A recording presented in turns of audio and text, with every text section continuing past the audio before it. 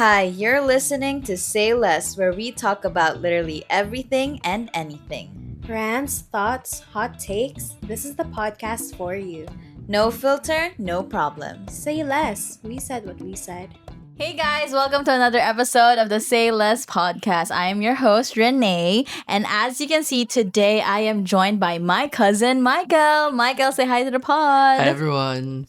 And of course, aside from Michael, I'm also finally being joined back on the podcast with my sister. You guys won't see her here, but she will pop up a little here picture. So, Dana, why don't you say hi to the pod? Hello.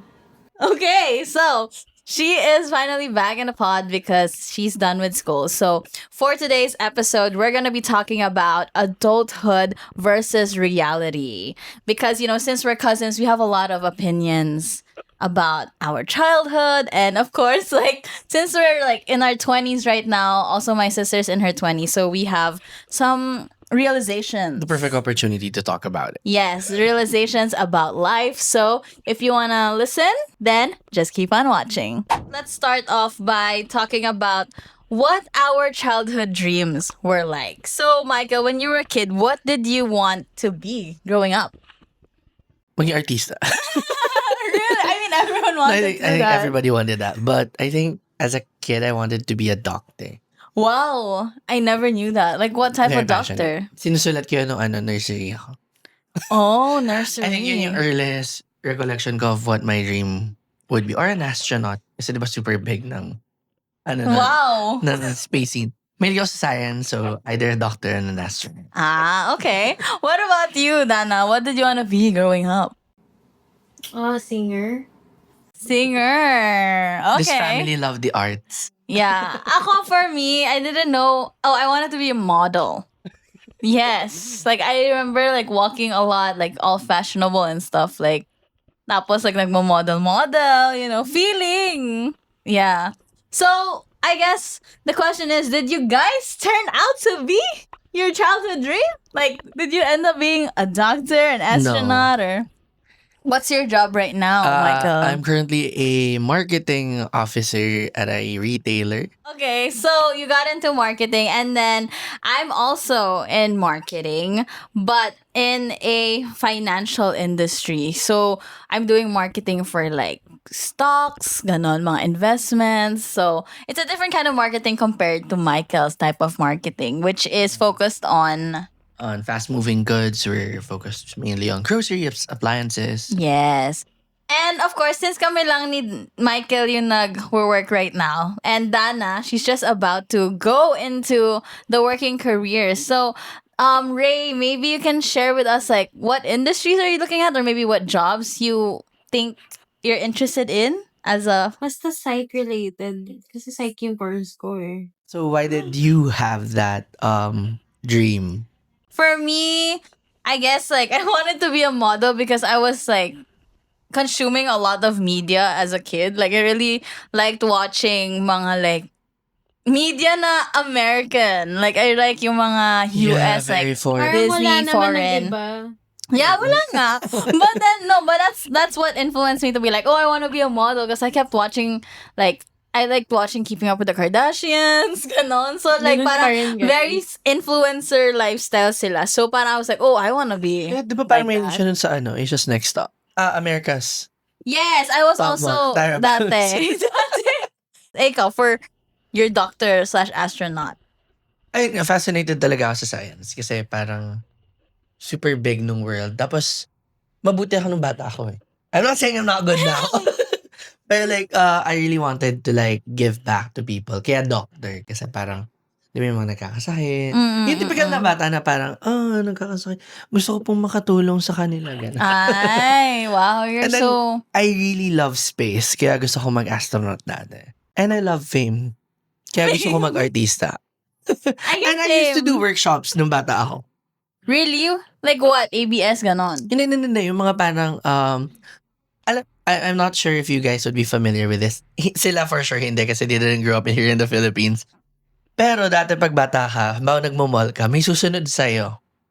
Pag ngayon mo yung ginawa, mahuhuli ka. Pero before, Ano yun, a scout? yes, uso yung scouting dati sa mga mall. And when I was a kid, let's just put a picture here. So, when I was a kid, maputi kasi ako, tapos super jolly. So, usually nai-invite ako parang, baka po gusto niya mag-audition for this, for that. So, nag-workshop na ako ng mga time na yun. Tapos pag sinabi, Wow. marunong How ka ba long did you kumanta? do that for? Ilang taon ba ako nung nag-start ako? I think 5? 6? Grabe, I didn't even know this. This is the first time I'm hearing Tapos, about this. Ayun, tapos parang okay naman, pero hindi nag-push through kasi finances, kasi kailangan mo din talaga mag-invest ng multiple workshops. Like, kahit makuha ka for audition, kailangan mo mag-invest for the workshop eh. Ayun, but it was nice. Parang umattend ako na, I think around 4 Wow. na yung parang scouting, tapos aarte ka, marunong ka ba sumayaw? O marunong sumayaw? Marunong ka ba umarte? Marunong ka ba umanta? Kahit anong sabihin nila, marunong ako. Respect the grind as a kid, grabe. As a kid. Tapos parang sabi ko nga, life would have been totally different if that part of my life pushed through. Kailangan kasi talaga ng maraming support for those kind of Yeah, careers. and it's really big on finances. Doon ko rin na-gets na parang, especially for artistas before, yung mga child stars before, kasi it's a lot of workshops. And ang isang workshop nun, if I remember correctly, ay nasa 10,000. Oh my gosh, back in the day, then. mahal And na hindi yung siya pwede 10,000. it's not like half-assed. You can't half-ass that effort. Even like, obviously, hindi naman all the time na kailangan mayaman ka or sobrang daming pera para ma-pursue. Kasi Yeah, depende talaga pero- yun sa parent support eh. Pero kailangan mo pa din ng kasi para magkaroon ka kailangan ng mo nga. breakthrough, para makapasok ka. I remember overhearing that conversation before kasi nalungkot ako. Oh, Kasi with parang- with Tita Che? Kasi parang nag-uusap sila na parang, so natanggap pala ako. Parang yung inatenan kong scouting agency, parang wanted me to move forward. So parang sabi nila, gusto po sana namin siyang i-workshop, ganyan. But unfortunately, we didn't have the money then. So guys, if you're still surviving, if that agency is still surviving, I'm that kid. I remember like an experience din na parang pumila kami for the Wonder Woman. Ay, Wonder Woman? Wonder Woman ba yun? Darna. Yung bata. Yes, I remember like I remember yung pila, tapos I made a friend in the line, tapos parang hindi yata ako nakapasok sa audition mismo. Sa labas na ako kasi sobrang haba ng pila. Yeah, Ang kasi hirap. super. Kasama niya ako nun. Yeah, I remember. Kasi kami ni Kasi alam Michael. ko parang nag-audition dito. Hindi Yeah. yung role, Darna? Or Hindi. Darna, the They were kid looking for a kid version. So parang, siyempre Naka-Darna kami yun, nun. naka parang costume ka. So parang ako yung mag-a-apply ata ako nun for ding. The kid version? Imagine if kid. you were Ding and I was Kasi Darna. siya yung magbabatang Darna. Yeah. No. Medyo blur yun, pero I remember that remember that. audition. What was Yes. the script? Nakaganyan pa siya. Hindi, parang there really Commercial, ganun. isn't a script. Parang siya, camera check. Testing, yeah. Oo. Like, smile, and ano. Smile. Marunong ka ba umarte? Marunong ka ba umiyak? Yes. But yeah, I think me and Michael grew up in a time. Kasi of course, my sister came like 3 years after me. But like, during me and Michael's time, like, our parents were very like, parang pinupush talaga tayo maging artista. Like, That was the time kasi na nag-ano pa sila, open call. And bihira Yeah. And open scouting call was really ngayon. big before. Yeah. Unlike now. Ako naman, for me naman, me and Kuya are mostly the same in terms of career dreams kasi we're like, we have similar personalities. I also more sa science, aside from being a singer, obviously. Singer kasi, mahilig ako kumanta, and syempre, nung bata, kami ni ate would watch Disney, right? Yeah. And everyone's inspired to be an actress or a singer or a model, yung mga ganang roles. But then, later on, I also kind of wanted to be a doctor. But then I also did not really want to be a doctor. I was trying to think what specialization, ganon. And I think, like, as a kid, I just did not know what I want to be. Never siya naging super clear to me kasi I feel like I'm interested in so many things. Yes. Like, law is interesting to me. Being an astronaut is also interesting to me. I love astronomy. Pero like later on, as you grow up, you Ano ba realize... zodiac sign mo? Astrology. Scorpio. Astrology pala yan. Pero Sorry. yun nga, like later down the line, you realize you need to study physics and Yeah. ang daming math, and you're like, okay, I guess not, because I don't want to do that.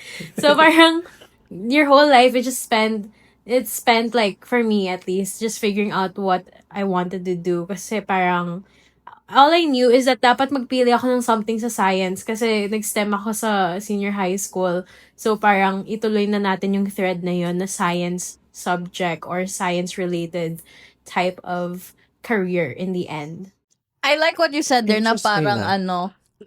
when we were kids kasi like everything feels like we can do everything. Like Yeah. everything is at like our fingertips. Like we can just grab Within it, get it. reach. Yeah, you know. But yeah, yun nga, when you grow up, it's like, oh, expectations are set. Like you need to find a job na can pay well at least or pay you something, diba? I just wanted to like include something na yun nga, in-encourage tayo to have so many dreams or you can do anything. But in reality, they want you to go to a certain path or at least like, Ooh. di ba sa Philippines, I forgot what I the agree with proper that. name Yeah. is. Pero parang may golden tree nga, di ba? Like lawyer, doctor, and then what's the and other one? Like, basta parang like aeronautics. engineering, Engineering. Engineering. or accounting, ganon. Yeah, so I feel like there was still that influence when we grew up. Pero yun nga, like, There's a golden there's trio. like, Yeah. Na yeah. ideal. A preset. Yes. Well, at least like from me and Ate's side, I don't think we were, obviously, arts wasn't, like, Arts as a wasn't hobby. encouraged, As a yeah. hobby, but not as a, As a full-time Profession. full-time job. profession. No, yeah. So even though like it's something I would have want to explore, like I like acting too. I think in But- general may ganong like mindset. Yeah. You know, in the Philippines. It's na not parang seen if as a you're real job. Yeah, if you're pursuing like singing or 'di ba? Parang So unless kaya mo mm. tapatan yung mga big stars, hindi talaga siya profession. Siguro, just a final for this question, yung na ano ko lang kay Dana was like parang since STEM nga, she wanted to pursue it na kasi nandun na siya. Nandun na Yeah. eh. Siguro what lang I appreciated dun sa coming into adulthood ko is I have come from different areas of studies because during my senior high I was actually studying STEM, and then during college I studied humanities. I graduated international studies. So Oo and nga. then biggest question I received from my college professors was why marketing? Because I did ask. Sabi ko, well, I enjoyed my OJT. I OJT that CITEM, Center for International Trade and Exposition, the exportation branch of TTI. So, which really like changed the way I think. Kasi parang each time I was moving to a different field of study, it was very much utilizing yung previous study. Yun lang. I guess that brings us to our next question, which is what did you think your life would look like at this age? Like, after you mentioned nga, like, what your job is na ganon and the Yeah. field that you went into, like, is this what you saw for yourself? Medyo siguro kasi parang I think wala naman akong specific path looking into nung nag-think ako nung adult life ko. I just think na parang happy ako doon sa ginagawa ko. I'm able to somehow have an impact on people's lives. And I think nagagawa ko naman yun with my job. I think it gives me an opportunity to work on my creativity and my ability to communicate with our consumers, which I think is thankful ako kasi masaya ako sa ginagawa kong work. I think same then for me. I feel like after like after like growing up and realizing now, you know, maybe a model is not reachable.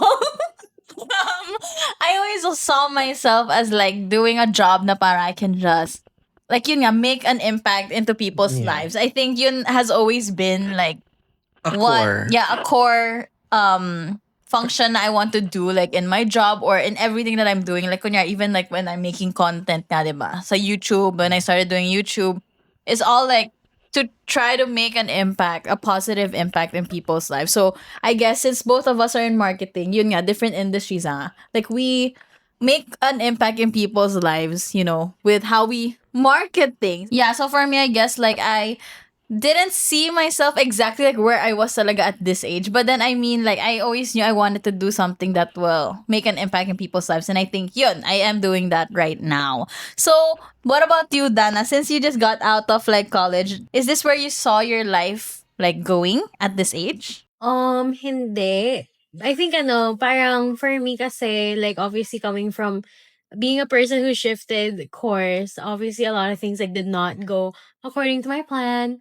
Pero I think I'm taking it like I'm learning how to, just go with the flow, and parang it's okay if your plans don't follow what you originally thought out for yourself, because things change and like there are circumstances that you don't expect. So parang you have to be a bit forgiving with yourself. I Yeah. think since I'm stepping into the career world pa lang, I'm just hoping na I end up somewhere where I'm actually like satisfied with my role and I feel fulfilled by my work, because I think my biggest fear is like doing all that and then just not being happy with like what I'm doing, because I don't feel like nakakatulong ako, or yung mga small goals that I want my job to meet, hindi ko na meet. I think that's like the worst part, if you're not happy with your work kahit papaano man, even if mababasahod mo, like if you're just like not happy and like yung only good thing is like the people in your work, that's like that's like not a good thing for me ata. So ayun. Yeah. I'm still figuring it out, pero like I'm not taking it as hard on myself na about, things being different. I mean, as you should. I mean, like, I remember when you were like fresh grads, but sobrang hirap din mag-navigate na where you want to go. Kasi si Micah, when he graduated, diretso ka na, diba? To that Yeah, company that he worked in. wala akong, I guess yun. I guess if I could give you a point of advice is if you could take a month or two to rest. Just so you could also figure it out. Kasi siguro ako, nandun ako sa point nung actually before graduation, a month before graduation, I was already submitting my Oh. resumes, ganyan. Kasi I wanna leverage also my positioning sa college. Pero like, nung parang first 6 months, nung na-regularize na ako, ganyan, parang it dawned on me na, wait, I really didn't rest. Parang imagine na hindi ka mag-rest, and it makes sense if like hindi ka mag-rest because you really need to like you really want to get your own money and be independent as soon as you can. Pero ang hirap din na imagine na you didn't rest at all, and sometimes like keeping on doing something is not the answer either, kasi parang keeping yourself busy isn't always the answer. Sometimes you have to stop muna and yun nga, figure things out. Yes. Yung major worry ko talaga at that time is if hindi ako kumuha ng work right after graduation, maliban dun sa, of course, mahirap kasi mas marami kang competition, is baka kasi ma-enjoy ko maging tambay. Fair naman. Considering everything that has happened, in the timelines, do you guys feel like you are behind, on track, or just figuring it out? Yung in general na parang maybe in terms of like what does society expect of you at that age? Do you feel behind in that sense, or you have a different perspective? Parang ganun. For me, I don't care what society is thinking, honestly. That's why for me, I think I'm just on track. What is the track? I set the track. I set the... Yeah, so that's why I feel like, wala, I am happy where I am at, so I am on track. I don't know, I'm not like... I mean, compared to my friends, am I comparing myself to my friends? Like, no. I don't care about them, so... And society, like... I bet society, the older generations would probably think I'm behind, because I'm not married, I don't have a boyfriend, I don't have a house or something at this age, which back then, during our parents' time, diba, may married na sila at like 25, 26, ganon. And I'm not, but who cares, diba? It's like, for me, I am just on track. Or how about yung mo, like younger self expectations from your younger self, or how you feel about that? I Yung guess timeline ng younger self mo. I guess my younger self didn't have any expectations about like in terms of career, but in terms of getting married, she did have some goals. And I think I'm still on track kasi yung goals ko was like at the time when I was younger. Pero pag hindi age. na on track, dun na problema. No, I mean, I am still on track. I think when I was a kid, I set very realistic timelines, That's why I'm on track. Yeah, go. Kayo. Lol. Ako, I don't think I'm behind, but I think I'm figuring a lot of things, because coming into the workplace and becoming part of the workforce really changed a lot of my perspective. So parang it's an entirely different landscape para tong nung high school when I was watching High School Musical and wala palang locker. Real, actually. Oo, diba? Wala palang locker sa high Wala palang school. kumakanta sa Wala palang kumakanta stairs. sa hallway. Oo. Pag kumanta ka pala sa hallway, baliw. Other things that High School Musical said was gonna be part of my high school. Walang ganun. Wala. Hindi ko pwede sabihin, I want it all. Yeah. So it's somehow similar na parang, ooh, this is very different. You have a lot of people to work Different with. good or different bad? Yeah. I guess it's a little bit of both. Kasi I was expecting a totally different landscape na parang, may sarili-sarili kayong office. Kasi di ba ganyan yung mga pinapanood Like ko? a cubicle. May sarili kang cubicle. Hindi pala, naka-pen pala kayo. Yung May isang pen. cubicle, buong team siya. Yes. Yung mga ganon, yung parang yung fantasy mo na parang naka-pantry ba yan? Naka-ano ba yan? Yun lang, parang, oh, okay, so this is what working looks like. And then, syempre, yung metrics that you're also judged. Ngayon, it's not just about delivering it good. Did you hit the target? Very Did it- numerical, which is a Yeah. bit scary. Like, it's honestly really scary because, like, Diba? who sets these Parang- targets? You know? Parang, Can we be Finance. more realistic about the Finance. target? pero yun, parang, alam mo yun, yung parang, tumarget ka ba ng sales mo? And sometimes those targets then kasi, like, diba, that's what you're being measured on sa Yeah. workforce. Tapos, but at the same time, those targets are very influenced by what's going on in the macro economy. Exactly. So, like, lalo na for, like, marketers, it's, like, hard kasi it's, like, you know you're doing like a really good job in marketing, you know you're like really like giving your all in your content and all of that, pero sometimes kasi there's a lot of things na hindi nagcha-translate to the numbers, which honestly is beyond our control, you know. Pero hindi yun yung tanong. I was like, do you feel like you're behind or not? No, I don't think I'm behind. I think Yeah, you're just still I figuring think it I'm out. figuring out. I'm figuring a lot of things. Ako naman, I feel a bit behind, obviously, because, like, I shifted nga. And also, I mean, like, honestly, like, sa college, I did not join enough organizations. I should have. Because I did not, like, feeling ko super burnt out na ako when I entered college. And that feeling persisted until, like, towards the end na medyo natanggal na. Pero, like, that's why ayoko na mag-org and, like, extra stuff. But I feel like, so I do feel a bit behind. And also, like, one more thing I feel behind.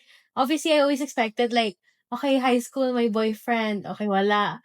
Sige, college naman, like, for sure. Meron na sa college, right? And then wala. So, like, those kind of things, like, yeah. Pero, obviously, like, everyone has their own pace nga. And it's just something you have to grow, to accept. It's sometimes hard to accept na, because everyone, it's natural for people to compare themselves with other Mhm. people. Pero also, I feel like I don't wanna keep comparing kasi nga, ang bleak naman ng buhay if you always just compare yourself with other people and then parang never ka na masaya with yourself, right? So, ayun, parang I feel behind, but I feel like I also have my own. I want to focus more on my own path and, like, carve my own path instead of, like, seeing what other people have done and, just, like, focus on myself. Yun sa comparison, gets ko yun. Kasi parang, at that age, you'll really look into ano na yung meron yung classmates mo, ano yung meron yung higher ups mo, yung parents mo, your families. Pero like, I guess, yung thing that helped me work through comparison, it's for context, comparison doesn't always equate to envy. Sometimes comparison is your marker kasi. Pero I realized that's also good to look at it as a marker. Hindi na as a marker to where you should be in life, but as a marker on where it could be. Yeah, the Parang- potential. Yeah. Look at it as a potential. Oh, at 25, ganito na siya. Okay. At Na 25, kaya pala yun. kaya pala siya. Na we're not Pero too it young. doesn't mean na parang you're behind. Like, take it As an inspiration. Yeah, as an yeah. inspiration. Kasi you can't really mimic someone's path. It's really made out of tiny little choices we make every day. So, I guess yun. And also yung outlook mo talaga on how, you should parang shift your mindset na instead of, yun nga, like, gagawin mong negative, like, hindi mo na abot yun. Dapat, okay, you set personal markers for yourself and if you don't meet it, parang assess what, like, you could have done better, and then like set a new marker, because just all we have is time, and we're just growing every year. So hopefully we're all growing every year in small ways. It doesn't matter kung big or Yes, of small, by the course. way.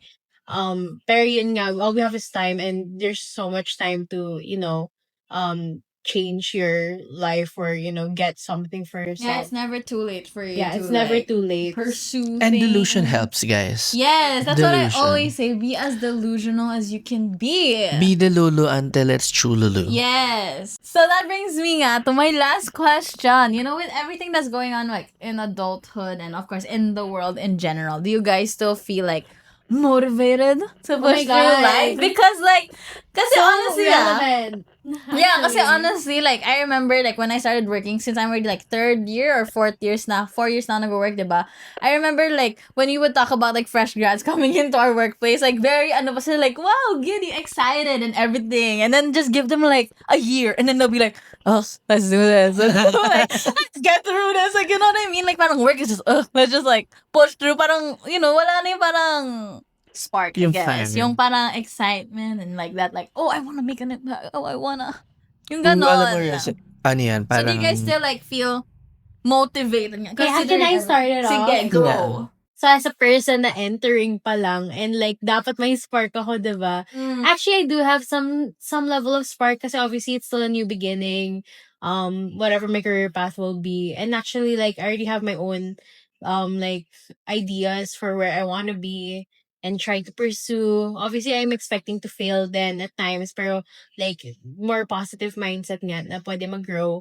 But at the same time, I feel like, I think kasi I always think about the state of the world. So, parang sobrang sad yung state of the world ngayon. And like, parang I always think about the future. Not just for myself, kasi I also think about like everyone else, and saan ba mag-head yung country na to. Or like, yung ano lang talaga yung greater, hindi ko alam kung yun yung iniisip nyo. It's Pero very like, I feel like hero. so, like, I get affected talaga by the state of the world. And then, you can't tell me naman. to just not care. So like, yeah, I feel like there's an aspect of that that affects my, Sparkness. spark and motivation for like the future, but wala ganun talaga. You just have to keep pushing. Push. Yeah. Yeah, push lang. Ikaw, Michael. Ako siguro what helped me maintain yung spark. Kasi medyo hot topic siya sa office right now. Like, Oh. yung fire. Yung retail industry is very much banking on it. I feel yung passion that people give into their work. Pero what I understand, kasi working 3 years, I've been working for 3 years, is pacing really matters. If you're always at 100, no matter how good your engine is, you would stop once you've maximized everything. So, sometimes your 80% is enough. For example lang, I'll just give you a context kung bakit ganito yung thinking ko. When I'm handling an event, a lot of times, yung first month of planning, I would really like push everything to be approved. Para the ball isn't mine anymore. But there will be circumstances that would be out of your control.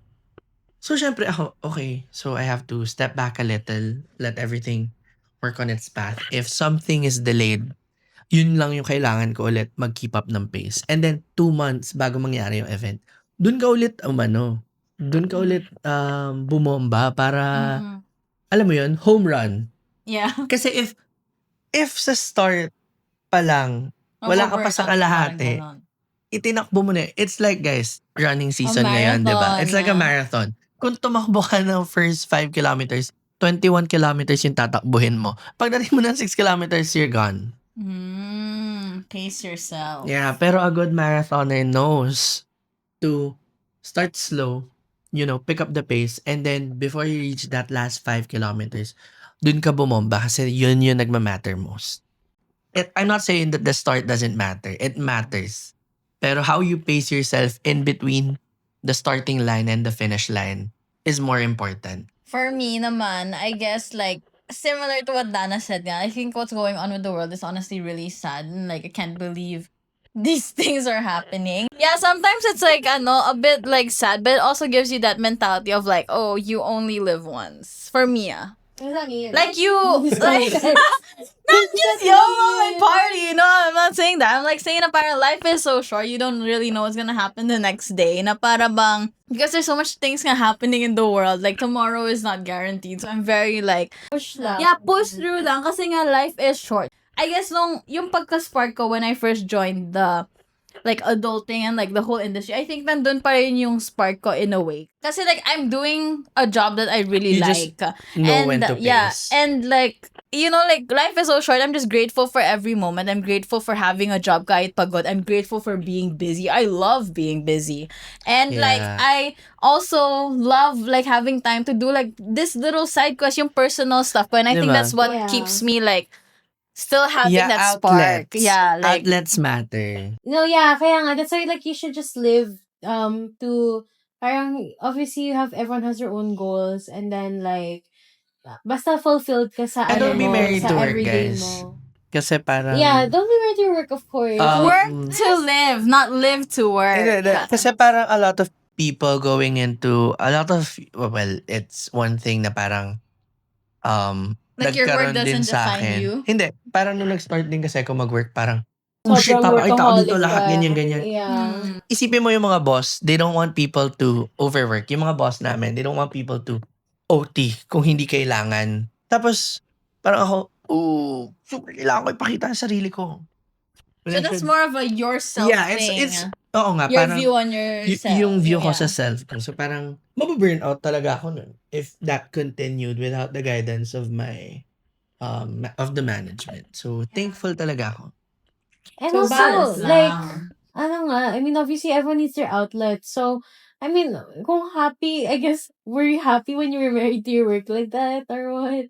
Yeah, were you happy? Or, like, did you just feel like you needed to prove something? To who? To yourself. To myself. A lot of the things I do for myself. So you're blaming your burnout to yourself. So, it led to Kasi burnout guys, nga. a lot of people burnt out. Mm. Ano siya? Self-induced. Yeah. Kasi gets na parang at times we really wanna prove ourselves. And sometimes when work sees na, oh, there's fire in you, ha? I'll give you more work. Yeah, so parang it's kind of self-induced. Pero if we learn how to pace ourselves na parang important din yung parang how to say no professionally na parang, hey, I can't take this additional load. Mm. And I guess important na you're working with people that understands all this. Mm. Because if you are in an environment that doesn't value your opinion, your time, your work, all this will be pointless. Pero yun nga, just have your outlets, make sure na fulfilled ka sa everyday mo, whether it's like na, you have extra time for your friends, extra time to visit your family or whatever, and hindi lang puro, parang make sure you live in between all of that, I guess. And have your, artistic endeavors. I feel like art's important too. But that's a different topic. Yeah, so I really appreciate you guys like She was really, she wanted to edit na. in She's like, 20 minutes na itong Yeah, podcast hour na to. na we ata should say to. less. We're supposed to say less, right? So yeah, I think before we close everything She never off, got the name. Irony yun, babe. oh my Ay, god. kasi pag say less to, yung unang tanong niya lang, how do you, work? Okay, end it there. Say less. One-liner tayo dito. Say less just means like, say what you want to say. And no one is gonna judge you for it. Eddie, Now you know because this is Dana who thought about the name of this podcast, Okay na ba? Open tayo. Pwede na mo mag-close? Okay. Go, close na. Okay, so before we end, if our younger selves could see us now, what do you think they would say to us? So, Michael, you go first. good job.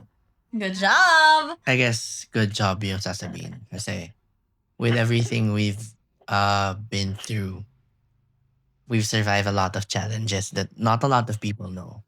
But we made it through. So good job for surviving. Good job Yes. for pushing through life. And good job for living. Okay, Dana, ikaw. I think my younger self would say, damn. Yun lang.